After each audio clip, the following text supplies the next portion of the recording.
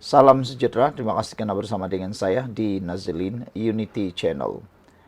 Hari ini kita digemparkan dengan satu serbuan luar biasa oleh SPRM. SPRM serbu pejabat PT Labs, susulan siasatan salah laku membabitkan pengarah eksekutifnya. Suruhanjaya Pencegahan Rasuah Malaysia SPRM hari ini menyerbu pejabat PT Labs Holding Berhad dan anak syarikatnya Tay On Tong Trading Sdn Berhad TOT susulan dakwaan salah laku membabitkan seorang pengarah eksekutif syarikat itu. Dalam makluman kepada Bursa Malaysia, syarikat yang terbabit dalam produk kesihatan dan pemakanan haiwan itu memaklumkan bahawa pegawai SPRM merampas beberapa dokumen dan fail yang dipercayai berkaitan dengan siasatan ke atas pengarah eksekutif PT Labs Datuk Low Sheo Fung. Low turut memegang jawatan sebagai pengurus besar TOT, sebuah syarikat pengedar barangan pengguna cepat laris FMCG. Pada 9 Mei lalu, PT Labs membuat laporan rasmi kepada SPRM terhadap Low atas dakwaan salah laku, konflik kepentingan serta pelanggaran tanggungjawab fidusiari. Syarikat itu turut berkata, lembaga pengarah akan membuat pengumuman lanjut sekiranya terdapat sebarang perkembangan material selaras dengan keperluan menyenaraikan Bursa Malaysia Securities Berhad dan obligasi perundingan yang berkaitan. Saudara-saudara sekalian, ini adalah satu lagi kebaikan dan kehebatan SPRM di bawah pimpinan Perdana Menteri Anwar Ibrahim. Dengan ini, bolehlah kata SPRM memang betul-betul memerangi rasuah sehingga ke akar umbi. Sekian untuk kali ini, jangan lupa tinggalkan komen Anda. Salam sejahtera, terima kasih karena bersama dengan saya di Nazilin Unity Channel. Akhirnya Anwar Ibrahim tampil membuat pengakuan paling sulit dan paling mengejutkan Malaysia.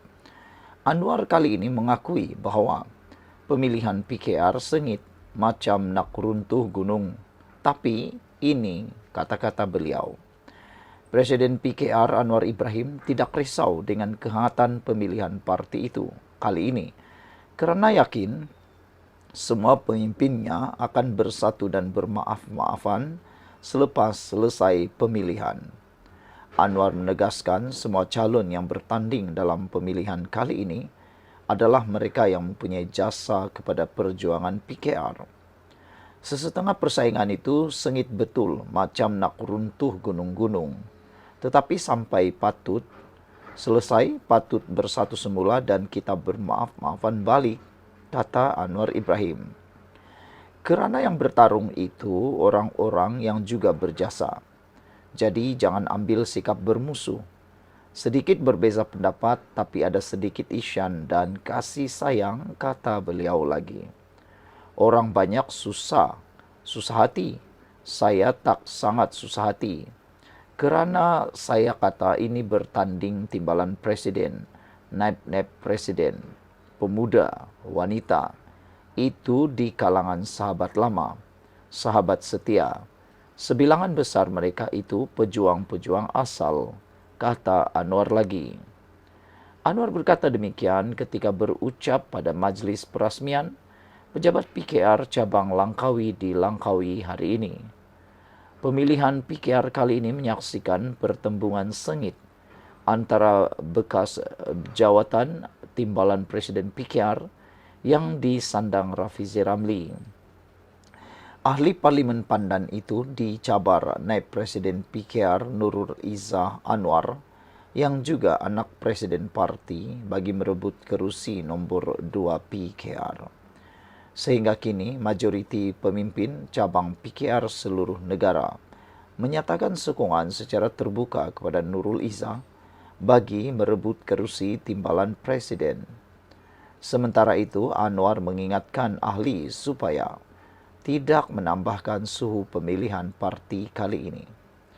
Meskipun berbeza pendapat, kata Anwar, sumbangan mereka semua ini, sumbangan semua pihak kepada parti tidak boleh dinafikan. Tambah Anwar lagi, kita jangan tambah, tingkatkan suhu kehangatan. Kita leraikan dengan baik kerana apapun kita berbeza pendapat dalam sesuatu perkara, kita tak boleh nafikan jasa khidmat yang tinggi oleh orang ini, kata Anwar lagi. Sebahagiannya lebih jauh pengorbanannya, lebih jauh kerjanya daripada kita, kata Anwar Ibrahim. Saudara-saudara sekalian, memang tidak dinafikan pertembungan sengit sedang berlaku dalam pemilihan PKR.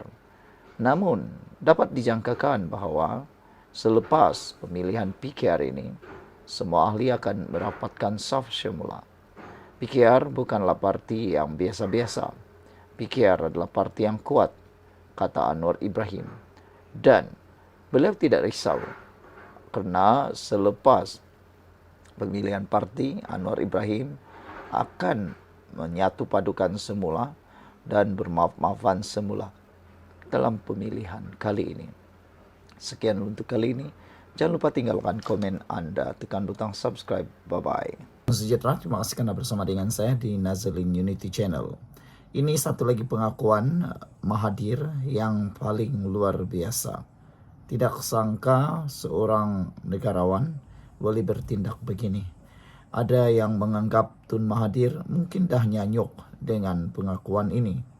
Kata Mahathir, jika saya jadi Perdana Menteri lagi, saya akan hapuskan larangan 3R. Pengakuan Mahathir ini betul-betul mengejutkan ramai pihak dan membawa satu lagi cerita yang paling mengejutkan seluruh Malaysia. Pertama, bagaimana mungkin Mahathir yang berusia 100 tahun boleh menjadi Perdana Menteri lagi? Bagaimana beliau mahu menjalankan tugas dengan usia yang sudah terlalu uzur, nak bergerak ke sana ke sini, nak bergerak ke Rusia, ke Amerika Syarikat, ke China, ke Sabah, ke Sarawak, ke pelusuk pedalaman? Bagaimana? Itu yang harus difikirkan. Dan lebih penting lagi, mengapakah Tun Mahathir mahu menghapuskan larangan 3R? Jika larangan 3R ini dihapuskan, sudah tentu kes-kes besar dan silap-silap hari bulan, tragedi 13 Mei boleh berulang sekali lagi. Sebelum kita teruskan ulasan ini, jangan lupa tekan butang subscribe, tekan butang produk. Produk yang saya kongsikan adalah produk untuk mereka yang ada masalah gout kencing manis. Produk ini murah dan mujarab. Kata bekas Perdana Menteri 2 kali, Dr. Mahathir Mohamad, dia akan memansuhkan hukuman berkaitan isu 3R, kaum agama dan institusi diraja sekiranya kembali memegang jawatan itu. Mahathir yang akan mencecah usia 100 tahun pada Julai 10 ini, beliau berkata langkah itu adalah perkara pertama yang akan dilakukan jika dia diberi peluang memimpin negara sekali lagi. Saya mesti tahu apa yang rakyat fikirkan. Kalau mulut mereka ditutup, mereka mungkin berfikiran buruk terhadap kamu. Tetapi kamu pula rasa semuanya baik-baik saja, katanya dalam sesi dialog semasa pelancaran bukunya di Putrajaya hari ini. Apabila kamu tidak memberi respon terhadap masalah dan perasaan rakyat, maka negara tidak akan maju kerana kita perlukan kebebasan bersuara, katanya. Ramai netizen yang menjawab pernyataan Mahathir untuk kebebasan bersuara ini. Mereka mengungkit isu dan mengungkit tentang Akta Keselamatan Dalam Negeri ISA yang pernah ada semasa Tun Mahathir. Mereka kata, bolehkah dipercayai Mahathir ini? Mahathir berkata, walaupun dia bukan lagi Perdana Menteri dan tidak berminat lagi memegang jawatan itu, dia sedia berkongsi pandangan dengan kerajaan demi kebaikan negara. Kata Mahathir, kalau saya jadi Perdana Menteri semula, minta dijauhkan Tuhan. Saya tahu beberapa perkara yang perlu saya lakukan. Walaupun saya bukan Perdana Menteri, Jika kerajaan kini sudi mendengar orang tua ini, saya sedaya berkongsi beberapa idea tambahnya lagi. Ramai netizen yang tidak bersetuju kalau Mahathir menjadi Perdana Menteri sekali lagi. Ramai juga netizen yang tidak bersetuju kalau Mahathir menghapuskan larangan 3R. Apa tujuan sebenarnya Mahathir menghapuskan larangan 3R ini? Untuk memancing siapa sebenarnya? Sekian untuk kali ini. Jangan lupa tinggalkan komen Anda. Bye-bye.